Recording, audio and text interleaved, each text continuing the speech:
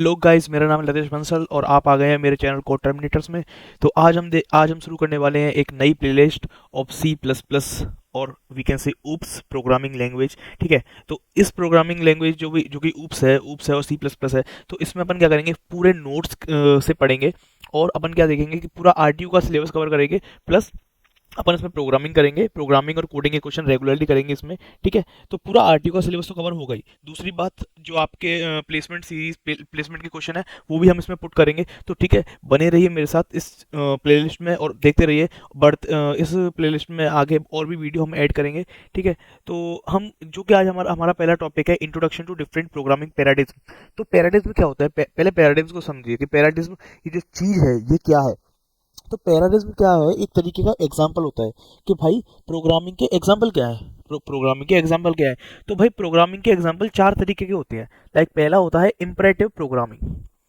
Imperative programming, दूसरा होता है ऑब्जेक्ट ओरिएंटेड प्रोग्रामिंग, तीसरा होता है functional programming and fourth one is logic programming. ये चार तरीके के प्रोग्रामिंग होते हैं। प्रोग्रामिंग पैराडिज्म चार तरीके के होते हैं। गांठ मान लो, चार तरीके के प्रोग्रामिंग पैराडिज्म होते हैं। पहला है इम्परेटिव, दूसरा है ऑब्जेक्ट ओरिएंटेड, तीसरा है फंक्शनल और चौथा है लॉजिक। तो मैं एक लाइन और पढ़ देता हूँ। Programming paradigm is a kind of way by which we can solve our problem.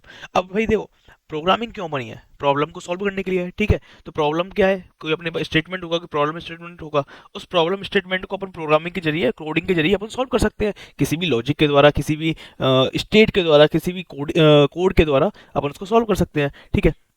तो अपना पहला जो पॉइंट है इम्परेटिव प्रोग्रामिंग, अपन पहले उसको देखते हैं। ठीक है। Imperative programming is a kind of programming in which it does not only describe the computer that what to do, instead it describe that what to do and how to do. Like imperative programming में क्या है कि ये computer को ये नहीं बताएगा कि भाई क्या करना है, ये बताएगा क्या करना है और कैसे करना है। कंप्यूटर को ये प्रोग्रामिंग लैंग्वेज बताती है कि क्या करना है और कैसे करना है। ठीक है। लाइक अपन मैथ्स पढ़ते हैं तो एक तो उसमें फॉर्मूला होता है। ठीक है। फॉर्मूला, अपने फॉर्मूला अप्लाई किया, अपने रेल निकाल दिया, क्या करना है ये पता पड़ गया। अब अगर फॉर्मूले का प्रूफ भी हो तो क्या पता अपने को पता पड़ जाए क्या करना है और कैसे हो रहा है ये भी पता पड़ गया। ठीक है। तो आप समझ गए ना कि इंटरेक्टिव प्रोग्रामिंग क्या होती है। मेरे पास इसका रियल वर्ल्ड एग्जांपल भी, वो भी देख लेते हैं। तो ये इसका रियल वर्ल्ड एग्जांपल है। An example of interactive programming is a real world is a cooking recipe.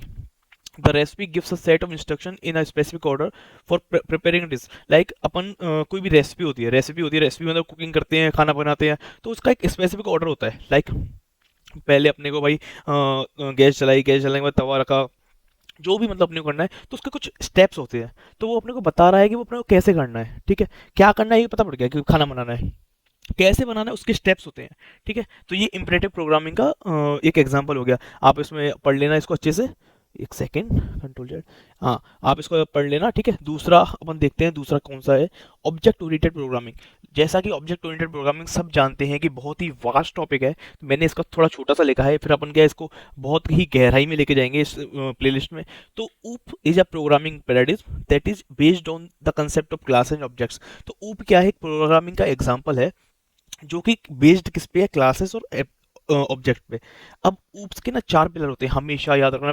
Placement में बहुत बार पूछा जाता है कि ऊप्स के पिलर बताइए, ऊप्स की फंक्शनलिटी बताइए। तो हमेशा याद रखना चार चीज़ें, एब्स्ट्रैक्शन, पॉलीमॉर्फिज्म, इनहेरिटेंस और एनकैप्सुलेशन। क्या चीज़, एब्स्ट्रैक्शन, पॉलीमॉर्फिज्म, इनहेरिटेंस और इनकैप्सुलेशन। ठीक है। मैं इनको बताऊंगा आगे क्या होता है। चलो मैं फिर भी एक बार बता देता हूँ कि भाई पॉलीमॉर्फिज्म क्या हो गया, कि चीज़ तुम्हारे पास एक ही है पर उसको डिफरेंट टाइप से तुमको यूज करना है। ठीक है। इनहेरिटेंस क्या है कि भाई मतलब आपने कोई कोड लिख दिया, उसको एक क्लास में कोड लिख दिया, उसको दूसरी क्लास में तुम कैसे अप्लाई कर रहे हो, मैं इसको और आगे से अच्छे से बताऊंगा आगे। ठीक है। एनकैप्सुलेशन क्या होता है, डेटा हेडिंग का इसमें इस्तेमाल करते हैं एनकैप्सुलेशन में।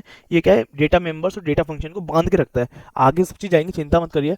एब्स्ट्रैक्शन क्या होता है, जैसे एब्स्ट्रैक्शन का एक एग्जांपल ले लो, एटीएम मशीन या फिर आपका मोबाइल फोन में क्या होता है कि मोबाइल फोन में क्या होगा कि आपको सिर्फ इंटरफेस दिख रहा है, उसके पीछे की फंक्शनैलिटी क्या हो रही है वो आपको शो नहीं हो रही है। ठीक है। तो आपको सिर्फ इंटरफेस दिखाई देगा, जो आपको आपको जिसकी जरूरत है वो ही दिखाई देगी और उसके अलावा कुछ भी दिखाई नहीं देगा। ये होता है एब्स्ट्रैक्शन। ठीक है। इसका भी एक एग्जांपल देख लेते हैं, मैंने इसका भी एग्जांपल लिखा है। तो one real world example of paradigm is banking system. In this system we can have classes such as account, customer, transaction और एंड बैंक। लाइक हमारे पास बहुत सारी क्लास हैं। अकाउंट की एक क्लास हो गई, ठीक है, जिसमें सारी अकाउंट की डिटेल्स होंगी। कस्टमर की एक क्लास होगी जिसमें सारी कस्टमर की डिटेल्स होंगी। ट्रांजैक्शन की एक क्लास होगी जिसमें सारी ट्रांजैक्शन की डिटेल्स होंगी। और बैंक की एक क्लास होगी जिसमें सारी बैंक का ब्रांच वगैरह सब कुछ, एड्रेस का सब कुछ जिसमें डिटेल्स होंगी। ठीक है, फिर बाद में जब जैसे अब अकाउंट एक अलग फंक्शनलिटी हो गई, कस्टमर एक अलग फंक्शनलिटी हो गई, ट्रांजैक्शन अलग फंक्शनलिटी हो गई और बैंक अलग फंक्शनलिटी हो गई। ठीक है, अब क्या करेंगे, बाद में ये चारों का मिक्सचर, चारों एक दूसरे से इंटरेक्ट करेंगे तो उसको अपन उप के तरह समझेंगे। ठीक है, तीसरा अपन देखते हैं, तीसरा क्या है अपने पास, फंक्शनल प्रोग्रामिंग। ठीक है, फंक्शनल प्रोग्रामिंग क्या होता है इन computer science? Functional programming is a programming paradigm which where program are constructed by applying the composing functions. ठीक है, functional programming is a programming paradigm in which we try to bind everything in pure mathematical function style. ठीक है, अब देखो functional programming में तो सब जानते हैं थोड़ा बहुत, अगर आपको प्रोग्रामिंग का नॉलेज है। प्रोग्रामिंग में फंक्शन बनते हैं, फंक्शन बनते हैं मतलब एक तरीके का जो डेटा, एक तरीके का जो अपन काम कर रहे हैं उसको एक अपन फंक्शन में रैप कर देते हैं, जिससे क्या होता है मॉड्यूलरिटी बनी रहती है। मतलब अगर कहीं एरर आ रहा है तो आपको पता पड़ जाएगा भाई किस फंक्शन में एरर है। ठीक है, तो आप उसी फंक्शन में जाओगे, ना कि पूरा कोड रिव्यू करोगे दोबारा से बैठ के। ठीक है, इसका भी एक अपन एग्जाम्पल देख लेते हैं। एग्जाम्पल क्या है इसका, कि भाई ऐसे मान के चलो एक फंक्शन है ग्रीटिंग्स नेम। ठीक है, ग्रीटिंग्स नेम करके फंक्शन जिसमें अपने इनपुट दिया है अलाइस, जो नेम है उसमें इनपुट दिया अलाइस मेन फंक्शन से। ठीक है, अब भाई इसका आउटपुट आ गया कि hello Alice welcome to the game. अब ये अपन ने एक बार तो अलाइस नाम दिया, एक बार बॉब बॉब नाम दे दिया, तो अपना आउटपुट क्या आ जाएगा, hello Bob welcome to the game. तो मतलब अपन एक तरीके से कह सकते हैं कि भाई ये क्या करता है, मॉड्यूलरिटी बना रहा है। ये क्या है कि बार बार डेटा, मतलब जो कोड का यूज है वो बार बार कर रहा है। ठीक है, तो ये अपन फंक्शनल प्रोग्रामिंग होगी, बार बार फंक्शन का कॉल होगा। ठीक है, अभी अगला देखते हैं, अगला क्या है, logic programming. Logic programming is a programming paradigm which is largely based on formal logic. Any program written in a logic programming language is a set of sentence in a logical form. logical form होगी, अब समझ सकते हो logical programming क्या होगा, logic होंगे। नाम से ही पता पड़ रहा है यार, नाम से ही पता पड़ रहा है कि लॉजिकल प्रोग्रामिंग में क्या होंगे, लॉजिक होंगे। ठीक है, इसका एग्जांपल देख लो, एग्जांपल मैंने लिख रखे हैं, एक सेकेंड। तो let's say the child is learning how to add numbers. अब कोई एक चाइल्ड है, कोई बच्चा है, उसको भाई लर्न करना सिखाओ कि ना नंबर्स को ऐड कैसे करना है। तो the program uses logic rules like if the user inputs two number, अगर यूजर के पास दो नंबर है, add them together and display the result. ठीक है, if the user inputs of three number, add them together and display the result. And the user है negative number, अगर negative number है तो एरर मैसेज शो कर दो। मतलब एक लॉजिक हो गया कि भाई दो नंबर है तो दो नंबर को ऐड करो और उसको रिजल्ट शो कर दो। तीन नंबर है तो तीन नंबर का ऐड करो, लॉजिक मतलब उसका रिजल्ट सॉल्व कर दो, रिजल्ट दिखा दो उसको डिस्प्ले पे। और अगर वो नेगेटिव नंबर है तो सिंपल सा एरर शो कर दो। ठीक है, तो ये अपना लॉजिकल प्रोग्रामिंग हो गया। तो अब भाई अपने पास आप समझ गए कि भाई अपने पास क्या चार तरीके के प्रोग्रामिंग पैटर्न होते हैं, उनको हमेशा गांठ बांध लेना। अभी ये अपनी पहली वीडियो है।